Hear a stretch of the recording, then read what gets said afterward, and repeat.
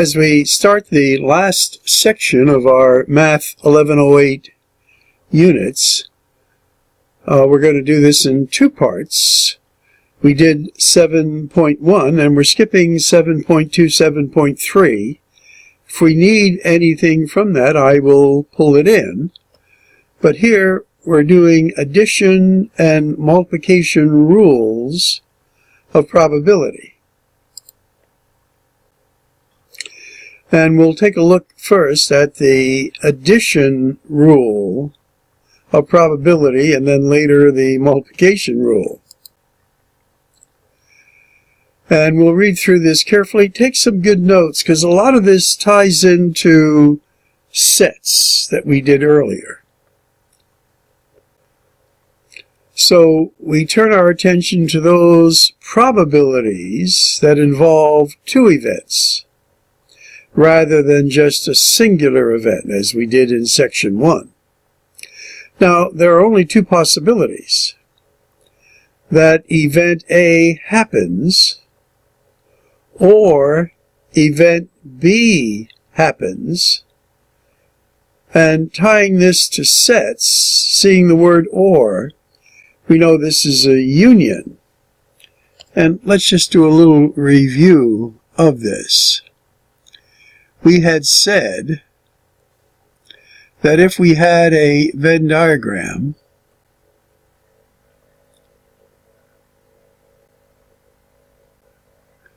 and if we had a union of this, it would be the sum of both of these. That could be one possibility if there was a disjoint situation.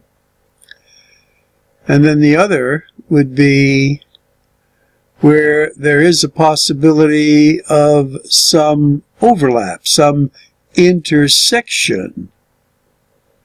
So when we were figuring out probability, we're going to have to recall, is it this one or is it this one? Because if it's this one, we have some events in the intersection that are repeats. So we would have to subtract that. And that's what we're seeing in number 2 here. And if it's an AND event, now in this case, it would be the probability of only those that were in the area of intersection of the events, because you want both things to happen. And there are some subtleties as we go on, and we'll take note of that.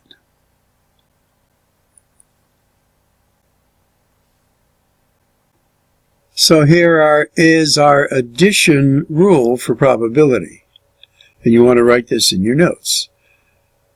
It says the probability of event A happening, or, this is union, event B happening, would be the sum of A and B, and if there were intersections, which we see here, A and B, the sum of A and B, minus the repeats. So you can only count the repeats twice. And this had to do with our cardinality of sets that we mentioned earlier. All right, let's take a look at example. You're going to write this in your notes. Example 1, applying the addition rule for probability. Now you don't need to copy the chart down, but you want to look at it and study it along with me. The following table shows a breakdown of who filled out a survey. Students chosen at random to receive a gift card for filling out the survey. So these were the grade years, those who were members of student government, non-student government members, and then we have a total. So often this is what they'll give you in your software. So the question then that they're asking, what is the probability that the winner was either a freshman or a member of student government? I'm going slowly on this because, again, you have to let this sink in. Now, as we look at this, is this an or type of thing or an and? And we look over here and it says, was either a freshman or a member. So, the or there gives it away a little bit. This is an or. This will be a union. So, let's study our data and see what we can come up with. Now, how many freshmen do we have altogether? Well, we go to our chart and we see we have 18 freshmen. Okay. How many student government members do we have altogether? Well, we see we have 10. Now, our total population is 46. So this is an addition here. So we get 18 out of 46. And then we get 10 out of 46. But notice 3 of the members are already included as freshmen, and they're included as student government members. So we can't use that 3 twice, which is what we're doing up here. So we have to take away its use of once. So we subtract those 3. And then we add them up and we get 25 out of 46. And then when we put that into our calculator, we get 5, 4, 3,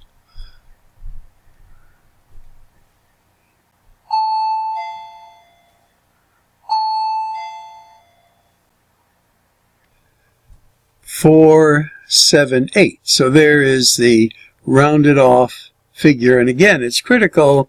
How many places do they want you to round this off to?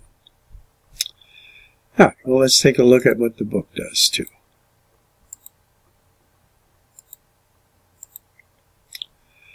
Well, we know there's a total of 46. 18 were freshmen. So there's our first group. And don't round off. And we're going to use our common denominator of 46. 10 members were student government. So there's that. But 3 members were both freshmen and student government. So in this, there is an intersection that we had to subtract.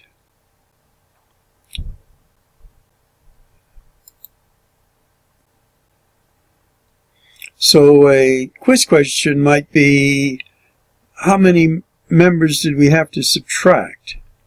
Or I might ask, for example 1, what was the probability? And this is what you'd put down. Okay, let's take a look at another example. Example 2, applying the addition rule for probability. Now, here they're referring to section 7.2, and we didn't do this section. But let me give you this scenario. You are allowed to pick an iPod from a selection of iPods that the store has to offer. Now, how would you know how many different selections you would have? Well, in 7.2 they give you a tree diagram, which I will show you here in my next slide. And there it is. So how many types of iPods are there? Well, there are 4.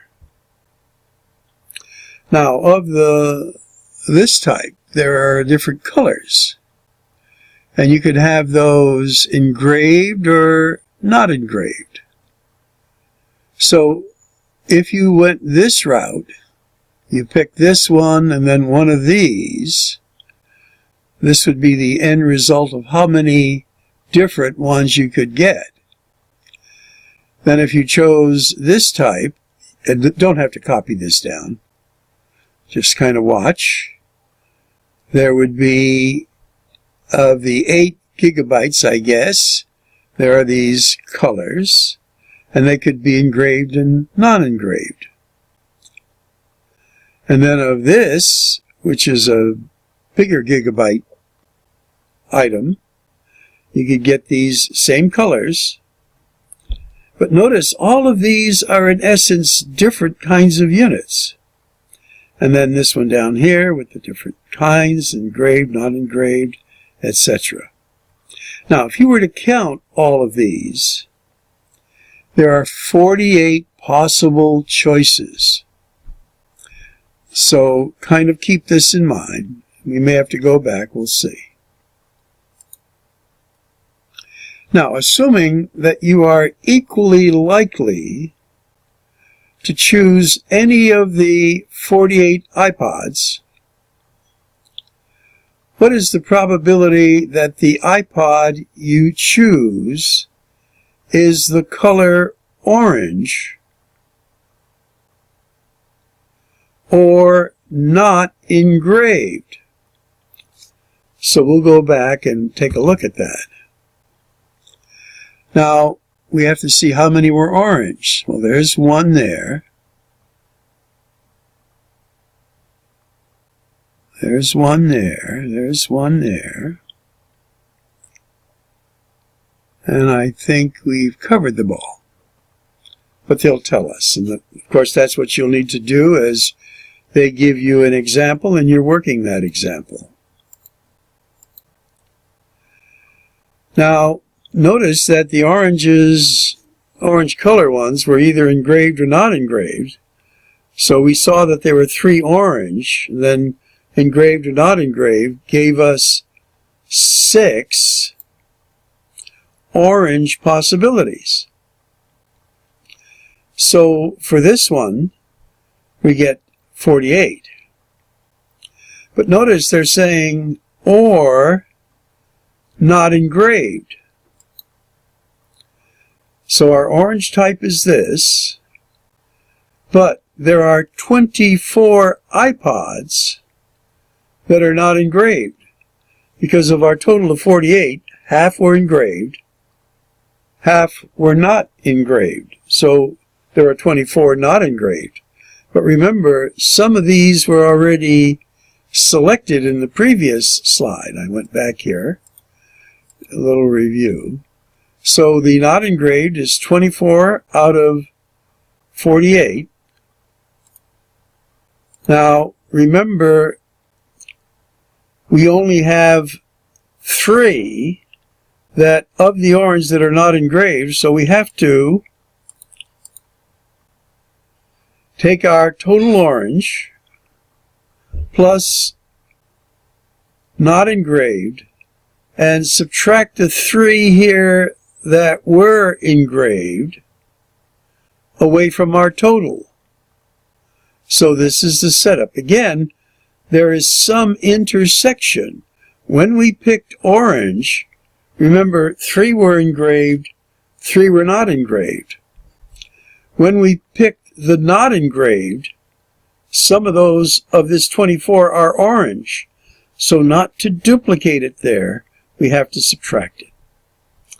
So this will give us then our total of 27 out of 48, which in its decimal form, it actually terminates, so we don't use approximation sign, and that's our answer.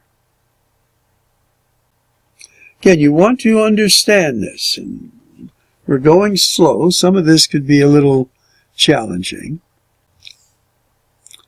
So in a sense, if we use our Venn diagram, we have our group of orange here that are engraved and unengraved. Then we have our big group of 24 here.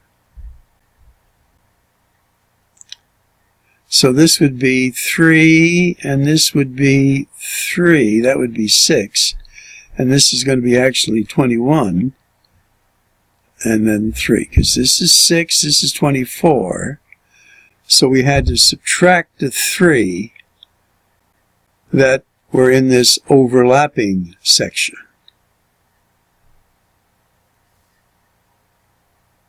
So in the previous one, it was not the situation where there is a disjoint sets. How about if they are a disjoint sets?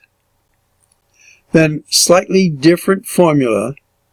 Notice it's similar, but now since it's disjoint, there's no subtraction of anything. There are no common outcomes that have to be subtracted, and that's the rule up here. So write this title down, write the rule. And you might say, well, I know this. That's okay. This idea of repetition and practice helps to get it from short-term memory into long-term memory. Okay, we're going to have a skill check here. For each pair of events, decide whether they are mutually exclusive or not. Now, perhaps earlier they went over the definition of mutually exclusive. And what would be an example of something that is mutually exclusive? Well, you could stay on the beach, or you can go into the water. Those are mutually exclusive events. Now, what would be events that are not mutually exclusive? Well, let's say putting food into your mouth, solid food, chewing it, swallowing it, and drinking a cup of coffee. Those are not mutually exclusive because they're going, as I see it, to the same place. Now, do you do both of them at the same time?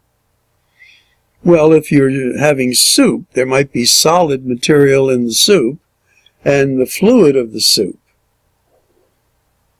Okay, I don't know if I gave you too good an example or not, but let's see what they say here.